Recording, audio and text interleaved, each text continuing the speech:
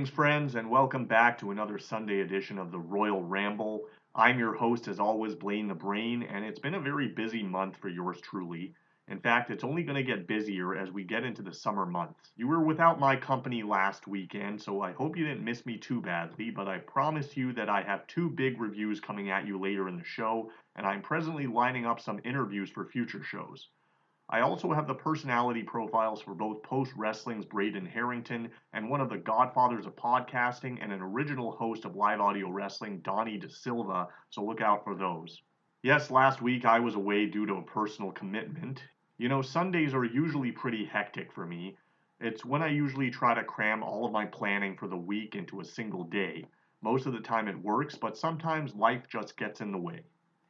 I was actually at my nephew's second birthday party last Sunday. 2 is a pretty fun age, and I think anyone with kids might relate to that. It's kind of when your motor skills start to take shape, so he's walking and playing and talking a bit more.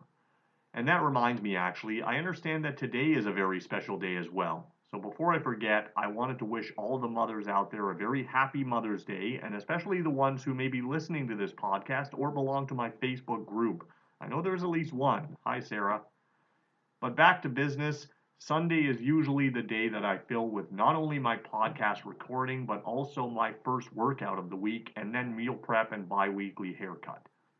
I'm also in the process of house hunting, and as anyone who lives in Toronto would tell you, just like the Godfather would say about pimpin', it ain't easy. The increasing rates and limited options have kind of forced my wife and I to look several hours outside of the city, but our options are kind of limited there as well.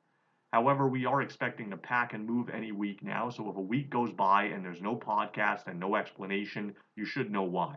But I promise that I will make it up to the 3 of you who listen to the show. With that, I wanted to talk about some of the big events that took place last week, which I didn't get to speak about as they happened. Actually, first, I did manage to squeeze in some New Japan this week. Their Best of the Super Juniors tournament is underway. Speedball Mike Bailey seems to be an early favorite to win it all, and his day 1 match with Hiromu Takahashi was great, though I've still seen much better from both guys, and I know we'll get better matches as time goes by.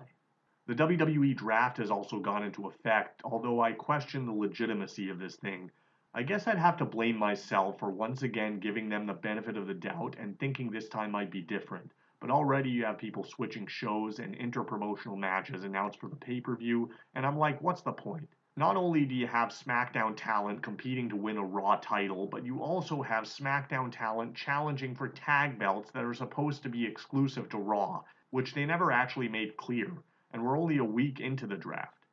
In fact, Kevin Owens and Sami Zayn, who are supposed to be exclusive properties of Raw, are set to appear on SmackDown this coming Friday, which is ridiculous. And then I could have sworn that the women's tag team champions Raquel Rodriguez and Liv Morgan were both drafted to the Raw brand, and they were also competing on SmackDown this week with no explanation provided. I really wish they would either take this thing seriously or just do away with the concept forever. It's just becoming wasted airtime every time they do a draft. Okay, rant over. Now let's get into the shows that I didn't get the chance to review last week. The UFC had another big pay-per-view with UFC 288. It was the return of Henry Cejudo to the octagon. Overall, I didn't think it was a particularly exciting show, and certainly not one of the better UFC pay-per-views, but parts were enjoyable. There also weren't a lot of huge names, and they seemed to be solely depending on the main event as the draw. The men's featherweights opened things up on the main card as Crone Gracie took on the Canadian Charles Jourdain. I felt that the feeling out process lasted a bit too long, and this one took a while to get going, and especially considering that they are 2 fairly unknown fighters, I'd have expected them to want to do a little more to make names for themselves, but neither really stood out in any way. Jourdain landed some heavy shots, but nothing that really did any kind of significant damage. But because Gracie didn't really have much response to them, it ended up securing the unanimous decision victory for Jourdain. We got more featherweight action in the second fight between Movsar Evloev and newcomer Diego Lopez. Lopez definitely tried to make a name for himself. He came out swinging right from the opening bell and landed some big strikes. In fact, I think there was a crowd chant for him at one point. Unfortunately, it seemed that he expended most of his energy in the opening round, allowing Evloev to capitalize in rounds 2 and 3. Lopez tried for a few submissions, but Evloev managed to escape them all and earn himself a unanimous decision. Jan Janan scored an impressive knockout over former strawweight champion Jessica Andrade, who seemingly walked right into a right hook, I would definitely call that a massive upset. The co-main event was contested between Bilal Muhammad and Gilbert Burns in the welterweight division. I'm not certain if this was a title or interim title fight because I'm sure that Leon Edwards is still the welterweight king, unless the new rule is that co-main events are 5 rounds, which is news to me. But this one went all 5 and Muhammad really controlled most of it. It didn't seem like Burns had an answer for any of Muhammad's offense, though he was still not able to finish the former welterweight contender. But Muhammad did secure himself the unanimous decision. And then the big one for the bantamweight title closed the show with Aljamain Sterling defending his title against the former champion who technically never lost the belt, Henry Cejudo. Cejudo tried to end this one early and negotiated a quick takedown, but Sterling managed to weather the storm and take Cejudo down a couple of times as well, even landing some vicious knee strikes to the rib and midsection of the former champ. Cejudo started to come back in the final round and almost had the back of Sterling, but didn't have much time to work, so Sterling managed to make it out of the round and the fight with his championship still in tow, winning the split decision. I think this at least adds more legitimacy to Sterling's championship reign. Speaking of reigns, the WWE Universal Champion Roman Reigns was not at the Backlash event last week in Puerto Rico, but did make his return last Friday night on SmackDown. He missed a hell of an event though. It's currently a front-runner, I would say, for pay-per-view or premium live event of the year, whatever you want to call it, and the Puerto Rico crowd was insane throughout.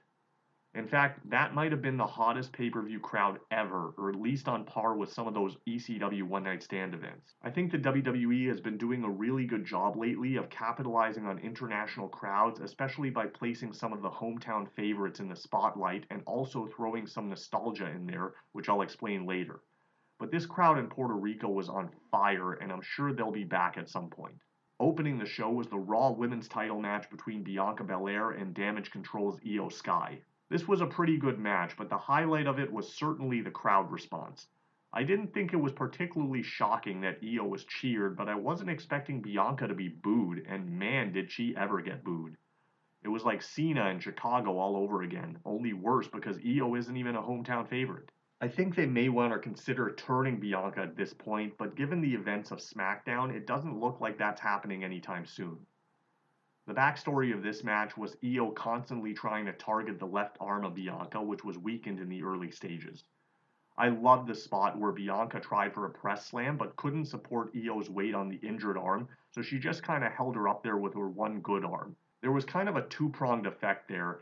Not only were they sticking to the story, but they also emphasized Bianca's strength with that move, which is something that she's been known for, so well done. Bianca delivered a sit-out powerbomb from the top rope, which looked pretty cool. At this point, Bayley and Dakota made their way to the ringside. They immediately got involved, and Bayley actually grabbed hold of Bianca's braid at one point as Io set up for the moonsault. But before she delivered the move, the ref caught Bayley red-handed, causing her to release the braid, which in turn allowed Bianca to avoid the moonsault from Io and hit the KOD for the pin. Some great storytelling in this match. Bad Bunny was shown in the back, mentally preparing for his upcoming match as Rey Mysterio walked in. They were speaking Spanish throughout the segment, so it was kind of unclear what was said, but then all of a sudden, Rey brings in Puerto Rican legend Savio Vega.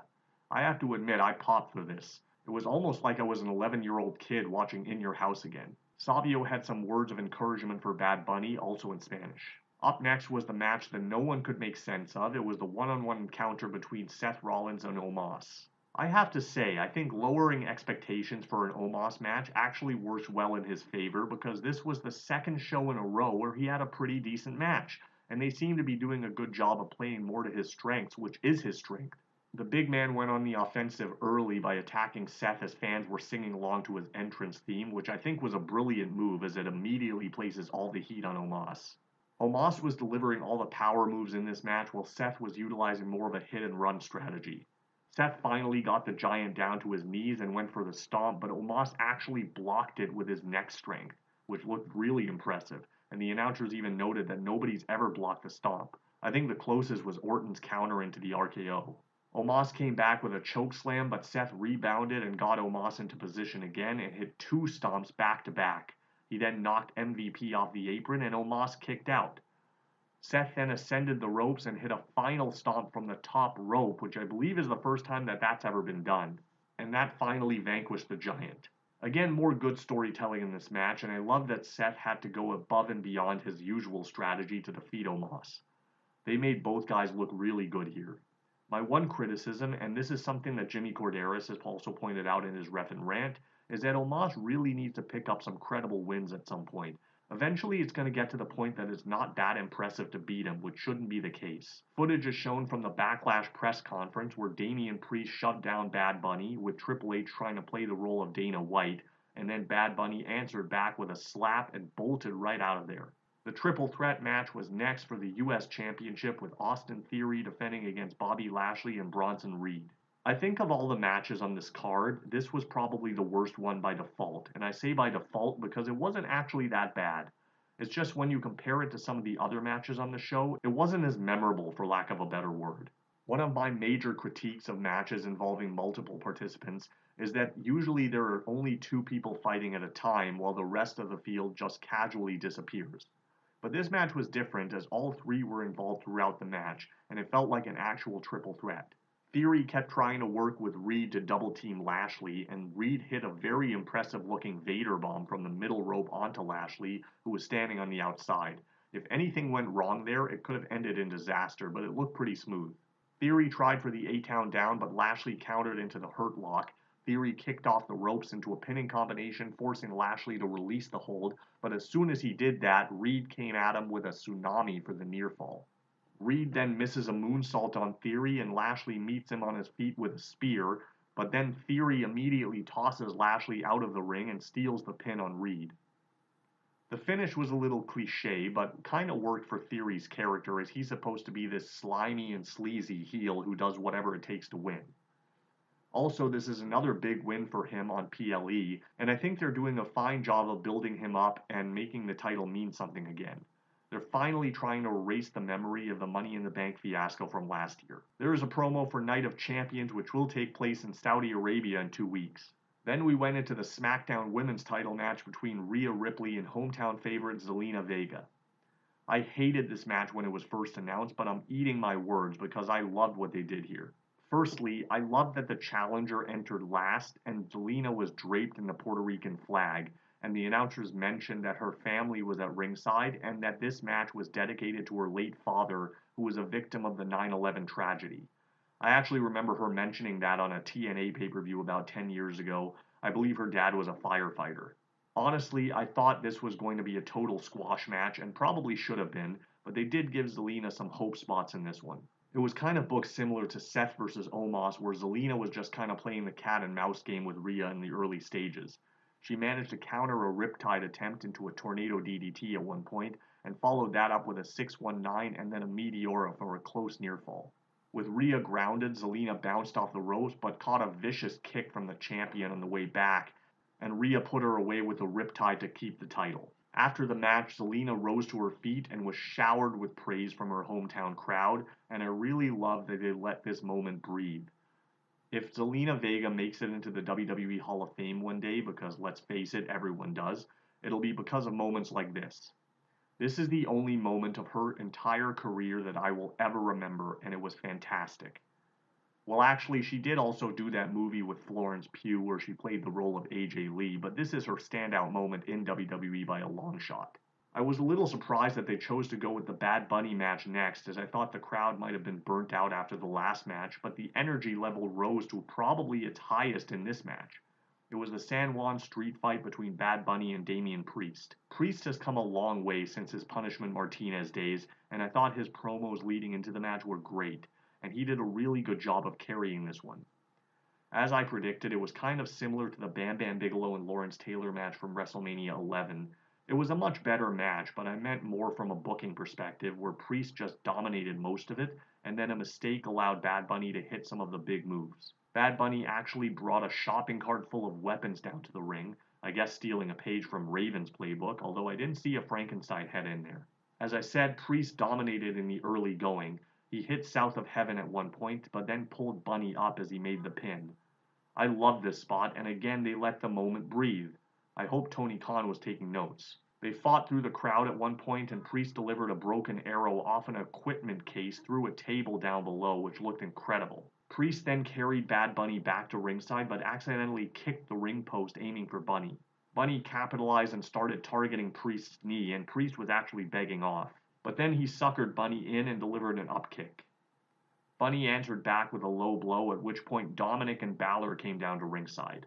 They started to surround Bunny, but then Mysterio raced out, and then the familiar music of Carlito hit, and the crowd went nuts as the former Ruthless Aggression star and Puerto Rico native ran out to help Rey Mysterio and Bad Bunny take down Judgment Day. This is where things got a little chaotic. It was definitely overbooked, but the crowd seemed to love it. As Judgment Day started to retreat, Savio Vega then came out along with the LWO, and they did further damage to Dominic and Balor. At this point, I forgot that there was an actual match going on. Bad Bunny delivered sliced bread number 2 and almost landed right on his head, which looked pretty nasty. He then hit the Destroyer to finally put Priest away, and then Carlito, Rey, Savio, and the LWO came in the ring to celebrate with him. As overbooked as it was, I loved this match, but I still always cringe when a non-wrestler does something like a Destroyer or Coast to Coast because it stretches the believability and makes it seem like just anybody can be a wrestler.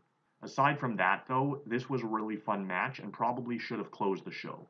The 6-man tag was up next. It was the Bloodline team of Solo Sikoa and his brothers the Usos against the team of Matt Riddle, Sami Zayn, and Kevin Owens. I still love the whole Bloodline angle and that it continues to develop each week, but I'm struggling to understand why the Usos are supposed to be intimidated by their younger brother. That really never made sense to me. The match felt more like an angle than a match. There was a spot at one point where Jimmy accidentally kicked Jay and more cracks in the Bloodline Foundation started to show. Sammy was isolated in the heel corner for most of the match, and Jay was yelling at him that the tension in the family is all Sammy's fault.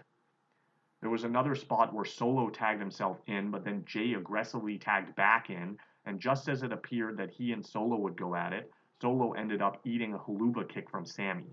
Sammy then delivered a second kick to Jay, but Solo broke the pin. All 6 guys were in at one point, and Owens hit a stunner on Jimmy, but then Solo dropped Owens with the spike. Solo then turned around and instinctively grabbed Jay, who was standing behind him, and it looked like he was about to deliver the spike, but then Jay pushed him away and they get into each other's faces again. The end comes where Riddle is cleaning house of the Usos but doesn't realize that Solo has made a blind tag, and Solo nails Riddle with the Samoan spike for the win. I was actually expecting the babyface team to win this one so they could continue the story of the Usos constantly failing, but I do like how Solo was the one to get the pin in this match, so they can kinda still do that. Closing the show was the match between Cody Rhodes and Brock Lesnar. As Brock made his entrance, Cody immediately met him on the floor with a tope, which was more brilliant storytelling as you want to attack the bigger guy early. Lesnar came back and takes Cody to Suplex City. He then exposed the turnbuckle, but it backfired as Lesnar ended up bouncing off of it, which busted him open. Cody tried to capitalize with the Cody Cutter and then hit a pair of crossroads, but the Beast kicked out. Cody went for a third crossroads, but Brock countered into an F5 and Cody kicked out. Lesnar then locked on his Kimura submission, but Cody popped his hips and forced Brock's shoulders to the mat while still in the submission, and the ref counted to 3. Not a very creative finish, but I guess it was the easiest way to make both guys look good, and it opens the door for a rematch, which has already been announced in Saudi. So that's it for another week. I will be back a little later next weekend to preview WWE Night of Champions, NXT Battleground, and AEW Double or Nothing, so it'll be a big one. Until then, I will leave you with an 8-beast see ya.